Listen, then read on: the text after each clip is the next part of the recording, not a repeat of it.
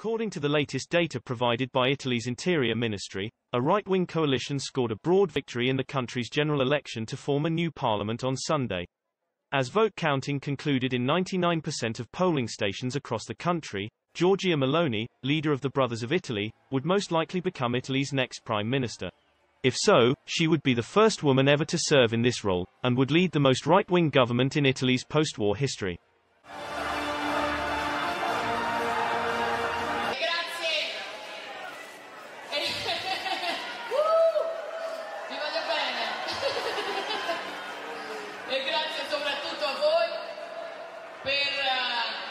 Questa piazza, per aver dimostrato che dalle nostre parti la politica è amore e non è odio, è verità e non è menzogna, è una missione al servizio dei cittadini e non è una crociata contro i propri avversari.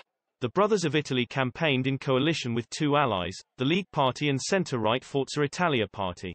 Meloni's main contender, the centre-left Democratic Party led by Enrico Letta, has conceded defeat. Letta announced that he would lead the party until its next Congress, which will be held as soon as possible, and step down after a new leader is chosen. Over 50 million citizens, including some 4.7 million living abroad, were eligible to choose the 400 deputies and 200 senators that will form the next parliament. The Interior Ministry said that voter turnout was the lowest ever registered in the country's post-war history.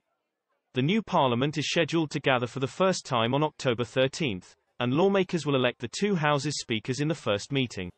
After that, political consultations would begin between President Sergio Mattarella and all parties' leaders in order to form the next government.